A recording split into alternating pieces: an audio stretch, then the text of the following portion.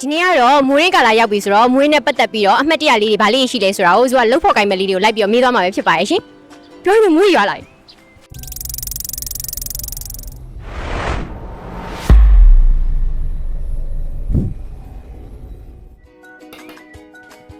မိုက်ဇူးမေးကြရရှိလို့ဝင်ခဲ့မယ်နော်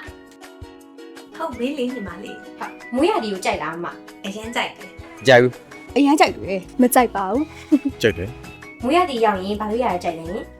မူရတီရောက်ရင်အိတ်နေရတာကြိုက်တယ် nice မွေးကြွားတာကြိုက်တယ် ကော်ဖီတောက်ရကြိုက်မွေးရတီရောက်ရင်အိပ်ရတာကြိုက်တယ်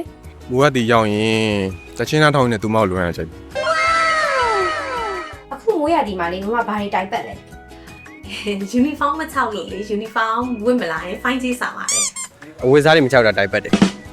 အလုပ်သွားရတာအလုပ်သွားရတာတိုင်ပတ်တယ် ဘောဒီမှာဘာတိုင်ပတ်လဲဆိုတော့ရုံးလာတာတိုင်ပတ်ပါနေ နောက်ပြီးတော့မရဲ့မွေးရဒီမှာအမှတ်တရရောဗာလေးရှိလဲ အခုအမျိုးသားနဲ့အတူတူရီးစားဘွားတော့ကတော့မိုးရီထဲမှာလက်တွဲပြီးတော့လမ်းလျှောက်ခဲ့ပြီးတဲ့အမှတ်တရတွေရှိပါတယ် မွေးထဲမှာဆိုင်ငယ်ပတ်စီတာ ဟာကိုနဲ့ရှောက်လေတာပေါ့ဒီစားနဲ့ first date မှာမိုးရတာ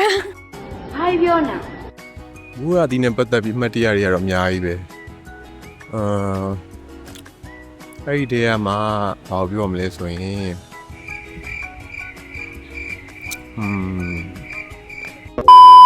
မူရတီမှာကြောင်းတက်ခဲ့တဲ့အရင်တော့အမှတ်တရတွေကိုညွှန်မှာအမှတ်တရတွေကိုညွှန်မှာ အခုကတော့ဇူရဲ့လှုပ်ဖို့ကိုင်ဘက်တွေကိုမေးပြီးသွားပြီပေါ့နော်ဇူကတော့မွေးရဒီမှာဆိုလို့ရှိရင်ငကြက်ကလေးနဲ့တချင်းနှားထားတာပိုကြိုက်တယ်ပေါ့နော်အခုကြည့်နေတဲ့သူတွေရောမွေးရဒီမှာဘာလို့ရတာကြိုက်လဲဆိုတာကို comment လေးရေးပေးခဲ့ပါဦးနော်